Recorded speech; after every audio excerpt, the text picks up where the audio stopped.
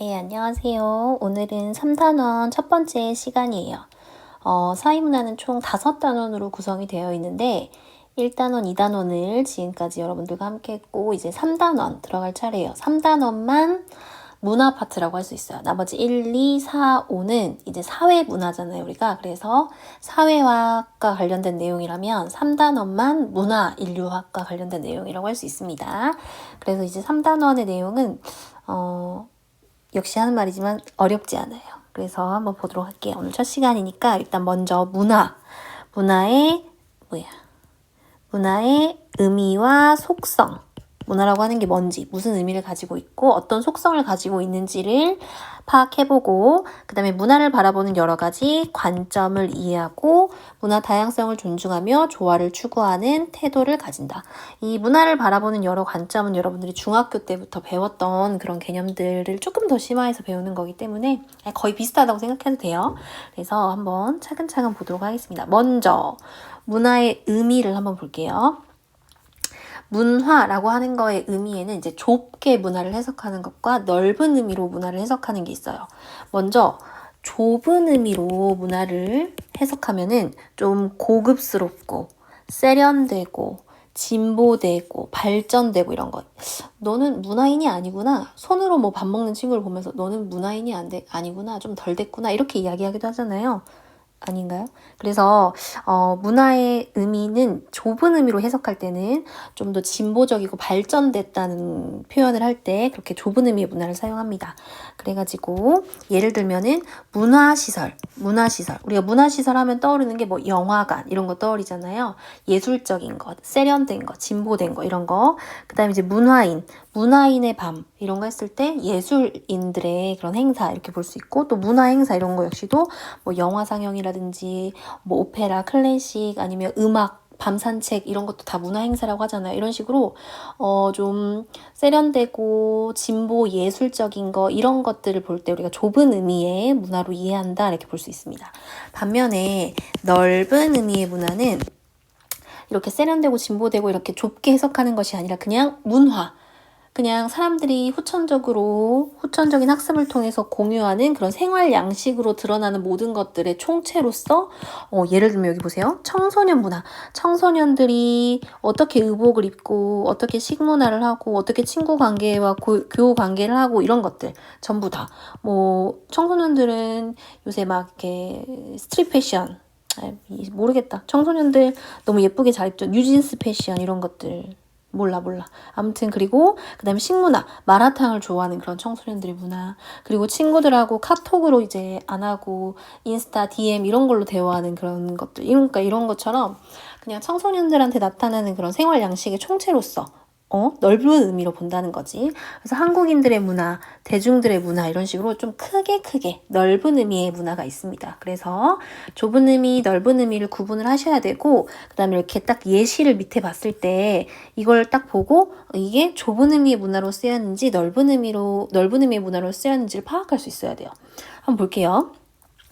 일단 좁은 의미의 문화, 세련되고 진보되고 예술적이고 발전되고 이런 것들 이건 제가 한번 세모로 표현해 볼 거고 넓은 의미의 문화는 그런 것이 아니라 생활 양식의 총체로서 넓게 해석하는 거죠. 그래서 동그라미로 한번 표시를 해볼게요. 여기 위에 사례가 나와 있는데 여러분들 잠시 영상을 멈추고 먼저 한번 혼자 해보세요. 그 다음에 저랑 같이 확인을 해보게. 해봤나?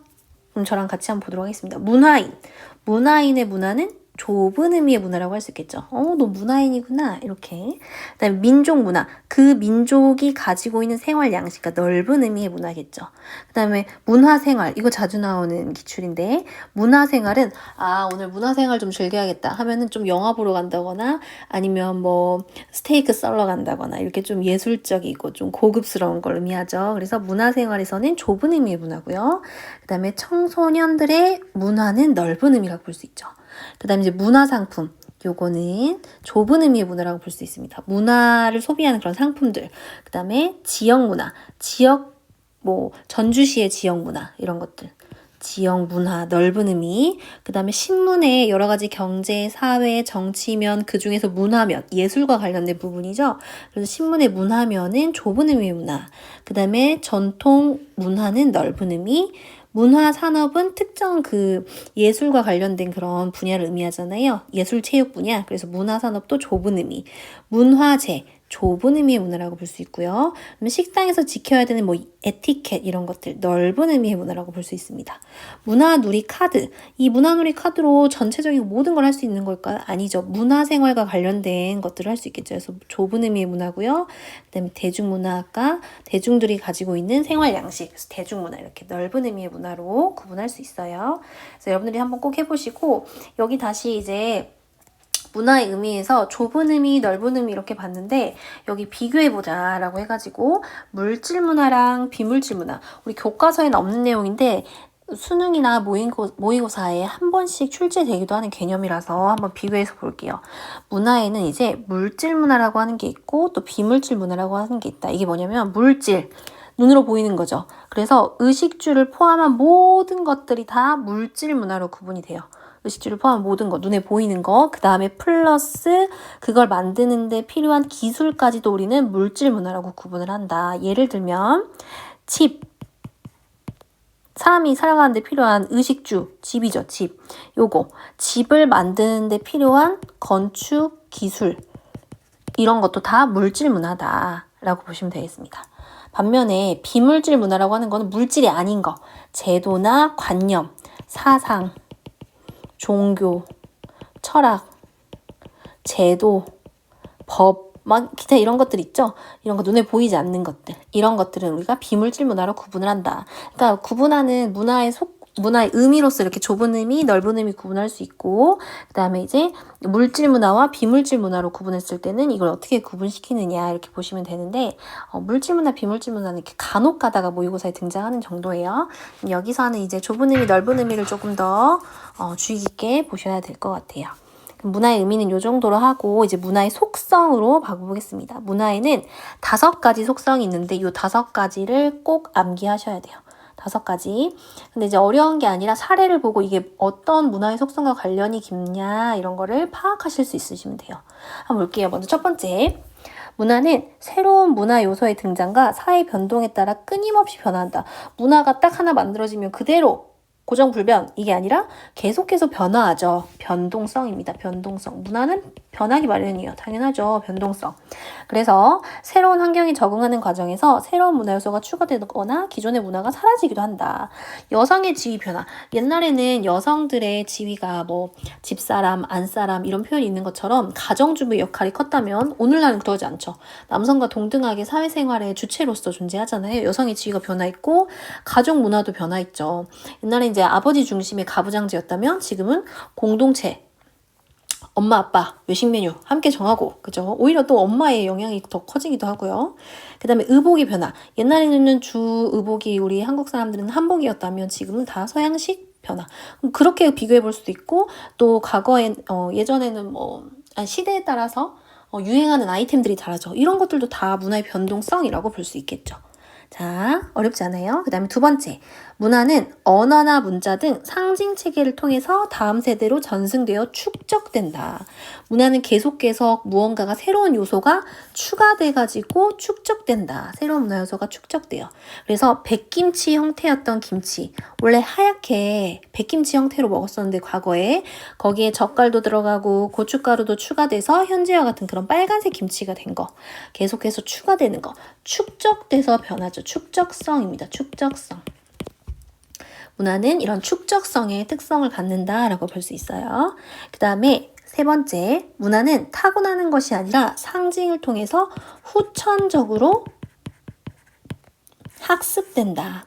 인간은 교육을 통해 가지고 사회에 적응을 하죠. 그래서 이런 가정교육, 학교교육, 직업교육 이런 것들이 중요한 거고 우리가 이게 호칭을 배우는 거 그리고 존댓말을 하는 거 이런 것들도 다 우리가 타고나는 것이 아니라 후천적인 학습을 통해서 배우는 거죠.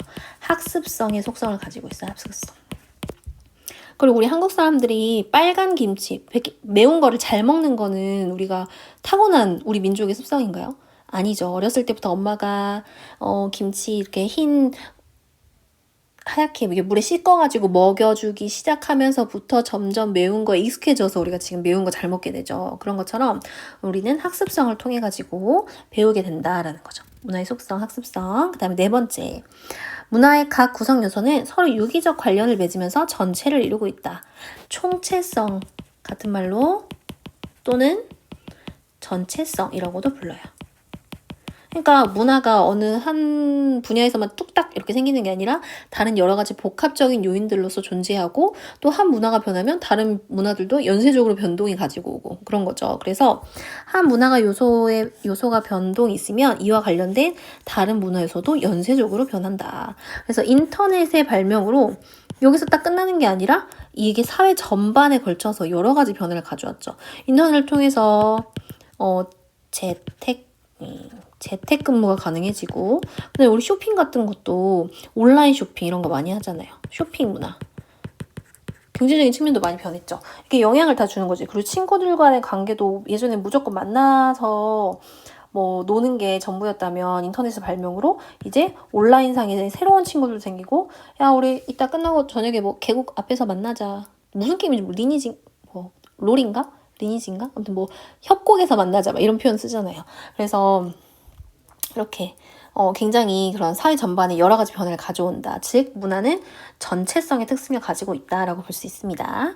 그다음에 마지막 속성, 한 사회 구성원들이 공통적으로 가지는 행동 및 사고 방식이다. 나만 혼자 알고 있는 건 문화가 아니죠.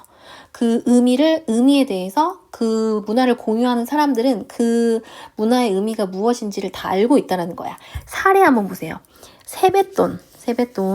설날 아침에는 우리가 아침 메뉴가 뭐라는 걸 알 수 있어요? 떡국 먹을 거라는 거 알고 있죠. 그 다음에 절차가 어떻게 돼요? 차례 지내고 그 다음에 뭐예요? 세배를 하죠. 세배하는 거의 의미가 뭐예요? 새해 복 많이 받으시라는 것과 함께 더불어 당연히 그 뒤에 세뱃돈이 따라올 거라는 게 예측 가능하죠. 그 의미가 무엇인지 다 알고 있고요. 그래서 특정한 상황에서 다른 구성원들의 행동 및 사고가 예측이 가능하고 원활한 사회가 유지되게끔 해주는 게 바로 문화의 공유성입니다. 공유성. 그 의미에 대해서 알고 있고. 그치. 그래서 뭐 금줄, 애기 낳은 집에 옛날에 이제 금줄을 걸어요. 그래가지고, 빨간색, 고추 이런 게 매달려 있으면 아들 낳았구나 이런 거. 그 다음에 함이 들어간다? 어떤 집에 막 함이 들어가. 요새는 이런 걸 잘 안 하는데 옛날에는 함이 들어간다? 그럼 누가 결혼하는구나. 그런 문화의 의미에 대해서 구성원들이 알고 있다는 거죠. 공유하고 있다는 거지. 자, 그래서 문화의 속성에는 총 5가지가 있고 이거의 각각의 특징들과 사례, 의미들을 여러분들이 파악할 수 있어야 돼요. 그래서 여기 예시를 보고 이 대화를 보고 이게 문화의 속성 5가지랑 어떤 측면을 지금 강조하고 있는지를 한번 살펴보도록 하겠습니다. 먼저 김신영 씨가 우리나라 영화관에서는 제작진 속에 자막이 올라가기 시작하면 대부분의 사람은 영화가 끝났다고 생각하고 자리에서 일어섭니다. 자막이 올라간다? 그러면은 이제 좀 끝났구나. 그래서 대부분의 사람들이 한국 사람들 특징이죠. 그래서 자리에서 일어나서 간다. 이거와 관련이 깊은 문화의 속성은 뭘까요?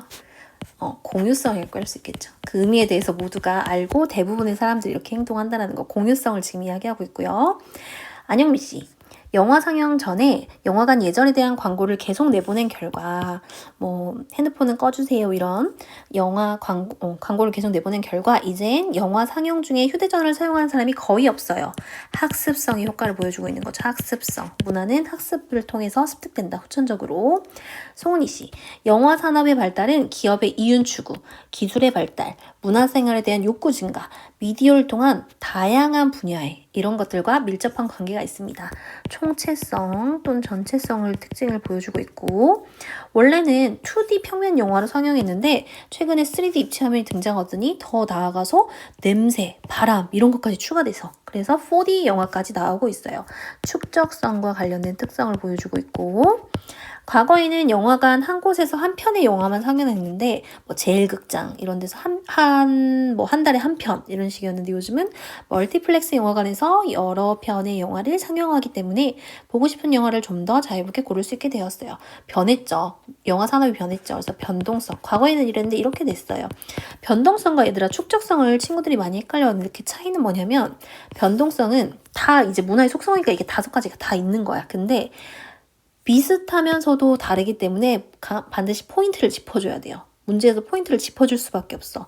변동성의 포인트는 과거에 비해서 이랬는데 이렇게 변했다라는 게 포인트고, 축적성의 포인트는 뭐겠어? 무언가가 추가돼가지고 좀 변했다라는 게 포인트겠죠. 추가된 부분, 그게 포인트예요. 그래서 헷갈리지 않았으면 좋겠고, 자, 그 다음에 이제 세 번째 주제. 문화를 바라보는 관점. 쉬워요, 쉬워. 문화를 바라보는 관점. 세 가지 관점이 있습니다. 문화를 이제 다른 사람, 우리 문화, 다른 문화를 이해할 때 어떤 관점으로 바라보아야 되느냐. 첫 번째, 문화를 전체적인 맥락 속에서 문화 요소들 간의 상호 관련성을 파악해서 이해하는 태도. 아까 문화의 전체성, 총체성 있었잖아요.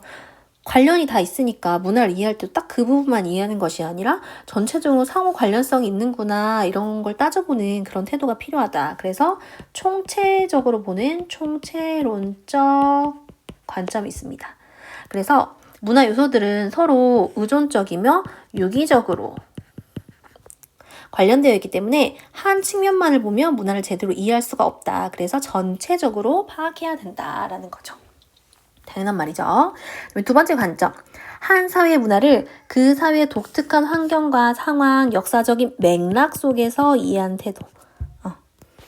상대론적 관점이에요. 상대론적 관점. 내 입장에서만 이해하려고 하는 것이 아니라 그 나라의 문화를 그 맥락 속에서 이해해 주려고 하는 태도. 모든 문화는 나름대로의 의미와 가치를 가진 것으로 편견 없이 문화를 이해하기 위해 필요하며 세계화 시대에서는 꼭 필요하다. 그래서 문화 상대주의의 중요성이 점점 증대되고 있다. 예를 들어서 가장 대표적인 예가 이거죠. 인도 손으로 먹는 거 이랬을 때 미개한데 이렇게 생각하는 것이 아니라 왜 그럴까? 왜 손으로 먹을까? 어떤 이유를 있을까? 그 맥락 속에서 이해해 주려고 하는 태도. 이런 것들이 바로 상대론적 관점이라고 볼 수 있습니다. 네, 마지막 관점은 뭐냐면요. 비교론적 관점이에요. 비교를 하면서 살펴봐야 된다. 근데 이게 뭐 좋다 싫다의 비교가 아니라 우리 문화랑 공통점은 뭐고 차이점은 뭐지? 이런 비교겠죠. 그래서 한 사회의 문화가 가진 보편성, 공통적인 거, 특수성 이런 것들. 다른 사회 문화의 비교를 통해서 이해한 태도다. 이렇게 되면은 왜 좋냐면 자기 문화의 특성이나 본질을 객관적으로 이해하고 공통점과 차이점을 파악하기 위해서 필요하다. 예를 들면 이런 거죠. 우리나라는 기본적으로 수저 젓가락 이렇게 쓰죠. 근데 다른 이제 문화를 비교할 때 중국은 어때요? 중국은 젓가락이 길다. 왜 그럴까? 이렇게 원형에서 이렇게 같이 떠다 먹는 우리 중국식 가면 이렇게 테이블 돌리는 그런 것들도 봤잖아요. 그래서 멀리 있는 것들 떠먹기 위해 그리고 면을 먹기 위해서 이런 식으로 젓가락이 굉장히 길다라고 볼 수 있겠고요. 그 다음에 그럼 일본을 봐볼까? 일본을 보니까 어떻게 생겼지? 젓가락은 젓가락인데 굉장히 끝이 뾰족하더라. 왜 뾰족할까? 일본은 섬이잖아요. 그래가지고 생선 반찬이 많아. 물고기. 그러면 이제 생선 가시를 발라내기 위해서 젓가락 끝이 좀 뾰족한 경우가 많다라고 해요. 그래서 이런 식으로 이렇게 비교를 공통점과 차이점을 찾으면은 우리 문화를 좀 더 객관적으로 이해할 수 있고 좀 더 보편성과 특성을 파악하기 좋다라는 거죠. 비교론적 관점. 자, 그 다음에 넘어가서 마지막입니다. 문화를 이해한 태도예요. 문화를 이해한 태도. 관점은 이제 어떠한 관점으로 문화를 바라볼 것이냐라는 거고, 문화를 이해한 태도는 그 사람이 어떠한 태도로서 지금 문화를 이해하냐는 거죠. 지금 보시면은 다 여기 지금 나와 있는 사례 3가지를 보여줄 건데 다 옳지 못한 태도예요. 다 옳지 못한 태도. 보세요. 먼저 자기 문화를 절대적 기준으로 삼아 다른 사회 문화를 부정적으로 평가하는 태도. 우리 문화가 짱이지. 다른 문화는 다 미개해. 이렇게 보는 거. 이거 우리 자문화 중심주의라고 배웠었죠. 중학교 때. 자문화 중심주의. 안 배워도 지금 배우세요. 자문화 중심주의. 스스로 우리 문화가 중심이 되는 거죠. 그래서 사례 보시면 서구의 문화 제국주의, 중국 특히 심했죠. 중국의 중화 사상, 세계의 중심은 중국이다 이런 사상, 그다음에 나치즘 이런 것들이 바로 자문화 중심주의라고 할 수 있어요. 근데 자문화 중심주의도 장점이 있다. 무슨 장점일까? 자문화에 대한 긍지 및 정체성을 확립하기엔 좋고 사회 통합에 기여할 수 있다는 장점이 있는 반면에 단점은 뭐겠어? 자기 문화만 우수하다고 생각하니까 다른 문화에 대한 객관적인 이해가 곤란하고 자기 문화의 발전을 위한 통찰력이 저해되고 국제적인 고립, 왕따 된다는 거죠. 그리고 문화 제국주의로 변질될 우려가 있다. 문화 제국주의 뭐예요? 우리 문화 우수하니까 다른 문화한테도 우리 문화 전파해야겠다라는 식으로 문화 제국주의, 전쟁도 일으키고 이렇게 강제적으로 문화 전파하려고 하는 그런 문화 제국주의로 변질될 우려가 있다라는 게 단점으로 볼 수 있습니다. 그다음에 두 번째, 특정 문화를 우수하게 평가해서 그 문화를 숭상하고 자기 문화를 경시한 태도. 반대죠. 오히려 우리 문화 왜 이렇게 미개한 거야. 아, 역시 외국 문화가 짱이야 라고 생각하는 거. 이거 문화 사대주의야, 사대주의. 장점도 있어요. 새로운 문화를 수용하기 용이해요. 왜냐면 다른 문화가 더 좋거든. 그래서 새로운 문화를 수용하기는 용이하지만 단점은 자기 문화를 지나치게 부정적으로 평가해서 자기 문화에 대한 주체성, 정체성 이런 것들이 상실되고 외래 문화에 대한 종속 가능성, 그리고 타 문화에 대한 이해폭이 좁아진다 이런 것들. 그래서 조선시대에서 소중화 사상, 우리 조선은 소중화, 작은 중국이다라는 그런 사상. 좀 우리 문화를 낮게 평가하는 거죠. 그 다음에 서구 문화의 무분별한 수용 이런 것들. 이 문화 사대주의의 사례라고 볼 수 있겠고, 그 다음에 여기는 뭐냐면 문화의 상대성을 지나치게, 문화의 상대성을 강조하는 거 원래 좋은 거야. 올바른 문화의 태도는 문화 상대주의인데, 문화 상대주의가 올바른 문화의 태도인데, 근데 이거를 너무 지나치게 가게 되면은 극단적인 문화 상대주의로 흐를 수가 있어요. 문화 상대성을 지나치게 강조해서 어떤 문화도 모두 옳다고 이해한 태도. 그냥 무조건 다 옳은 게 아니라 우리가 좀 판단을 해줘야 되거든. 인간의 존엄성이라든지 자유, 평등 이런 것들을 무시하는 문화까지 우리가 문화라고 이해해줘야 돼요. 그건 아니거든요. 근데 뭐 그건 그럴 수 있지 라고까지 평가가 되면 그건 이제 극단적 문화 상대주의가 되는 거야. 예를 들어서 고대의 순장. 죽었다고 해서 같이 묻는 거. 아랍 문화권에서 명예살인, 우리 가문의 명예를 실추시켰다고 해서 살인까지 저지르는 거. 명예가 중요한 나라에서는 그럴 수 있지요. 이렇게 해서 이해하려는 게 아니라 그거는 좀 문제가 있는데 라고 판단을 해야 되는데, 근데 그럴 수 있지 라고 생각하면은 이제 그거는 극단적인 문화 상대주의, 올바르지 못한 문화의 태도가 되는 거예요. 그래서 여기 지금 나와 있는 세 개는 올바르지 못한 문화의 태도인 거고, 올바른 문화의 태도는 아까 앞에서 했던 문화 상대주의적 관점, 문화 상대주의가 올바른 문화 상대주의가 올바른 문화의 태도라고 볼 수 있습니다. 자, 그러면 이제 출제 활용 선택지 빠르게 분석해보고 기출지문 풀고 끝낼게요. 보자. 자, 집중. 총체론적 관점은 다양한 문화 요소를 전체적인 맥락에서 파악하고자 한다. 그쵸? 총체론적, 전체적인 맥락에서 파악하려고 한다. 비교론적 관점은 보편적 문화 현상을 바탕으로 특정 문화 현상의 객관적인 의미를 파악한다. 보편적인 문화 현상을 바탕으로 특정 문화의 객관적인 의미를 파악한다. 뭔 말이지? 보편적인 문화 현상을 바탕으로 특정 문화 현상의 객관적인 의미를 파악한다. 보편적인 문화 현상을 바탕으로, 보편성을 바탕으로 특정 문화 현상의 객관적인 의미를 파악한다. 그러니까 이게 좀 함축된 의미인 것 같아요. 보편적인 문화 현상을 바탕으로 특정 문화 현상의 그런 객관적, 그러니까 보편성과 특수성을 파악해가지고 그 문화를 객관적으로 이해하려고 하잖아요. 그래서 일단 O, 이건 제가 한번 확인해보고 수업 시간 다시 이야기해 줄게요. 보편적인 문화 현상을 바탕으로. 맞는 것 같아요. 맞겠지? 자, 비교론적 관점은 다른 문화를 거울 삼아 자기 문화를 파악하는 데 유용하다. 그쵸? 다른 문화를 비교함으로써 자기 문화를 파악하는 데 유용하다. 그래서 객관적인 의미를 파악할 수도 있는 거고. 그 다음에 4번. 상대론적 관점은 해당 문화를 향유하는 사회 구성원의 관점에서 문화 의미를 파악한다. 그쵸? 해당 문화를 향유하는 그 사회 구성원의 관점에서 문화 의미를 파악하고요. 총체론적 관점은 비교론적 관점과 달리 자문화를 객관적으로 파악해야 한다고 본다. 달리가 아니죠. 총체론적 관점이나 비교론적 관점이나 뭐 올바른 문화의 태도 뭐 이런 게 아니라 둘 다, 그러니까 총체론적 관점은 비교론적 관점 모두 자문화를 객관적으로 파악하기 위한 태도라고 볼 수 있습니다. 달리라고 해서 틀렸어. XXX. 그다음에 상대론적 관점은 사회의 특수한 환경과 역사 속에서 문화를 파악해야 한다고 본다. 문화 사대주의는 타 문화의 장점을 객관적으로 인식하는데 이바지한다. 타 문화의 장점을 객관적인 게 아니죠. 문화 사대주의는 그냥 무조건 타 문화의 장점만 보는 거지. X. 자문화 중심주의는 문화 제국주의로 변질될 가능성이 크다. 그쵸? 아까 단점으로 이야기했고, 문화 사대주의는 자기 문화에 대한 객관적인 이해를 가능하게 한다. 아니죠. 정체성 상실할 수 있고 객관적으로 이해 안 하고 그냥 외국 문화만 좋아하고, 자문화 중심주의는 집단 구성원의 결속력을 강화하는데 일조한다. 장점이라고 할 수 있겠죠. 자문화 중심주의는 집단 구성원의 결속력을 강화하는데 일조한다. 하지만 단점이 더 많지. 그 다음에 문화 사대주의는 문화적 주체성을 상실할 가능성이 크다. 그쵸. 타문화 수용만 하려고 하고, 자문화 중심주의는 타 문화와의 접촉 과정에서 문화적인 마찰을 발생시킬 가능성이 크다. 그렇죠. 자문화가 우수하고 타 문화는 미개하다고 평가하잖아요. 자문화 중심주의는 모든 문화가 동등한 가치를 지닌다고 보다 X. 문화 사대주의는 사회 환경과 맥락을 고려한 문화 이해를 강조한다. 사대주의가 아니라 상대주의가 그렇지. 그다음에 자문화 중심주의는 타 문화의 고유한 가치를 존중하지 않지요. 이렇게 볼 수 있습니다. 자, 그다음에 기출지문 분석 한번 해볼게요. 자, 갑은 외국에서 유학을 온 일본 학생들이 종교 의례에 참석하기 위해 특정 요일에 수업에 결석하는 모습을 보고 자국의 생활 양식에 비해 뒤떨어진 문화를 생각하고 하였다. 이거 뭘까요? 내 문화를 중심으로 타 문화를 평가하죠. 자문화, 중심주의적 태도라고 볼 수 있겠고, 그다음에 여기 이주민인 신입사원이 자신이 속한 문화권에서는 술을 마시거나 접촉하는 것을 금기시한다며 술 판매 업무를 할 수 없다고 하자 관리자 을은 그 금기가 해당 문화권에서 매우 중요한 것임을 인정하여 다른 업무를 배정하였다. 이게 바로 문화 상대주의라고 할 수 있겠죠. 문화 상대주의. 맥락 속에서 이해해 주려고 하는 거.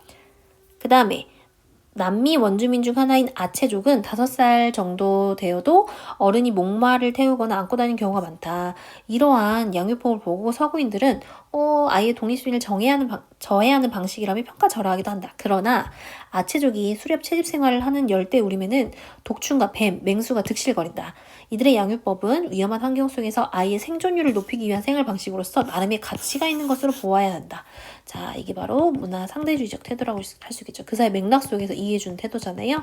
그래서 문화 상대주의적 태도라고 볼 수 있습니다. 자, 여기까지 해서 기출질문 풀이까지 마칠게요. 이제 수업 시간에 만나요.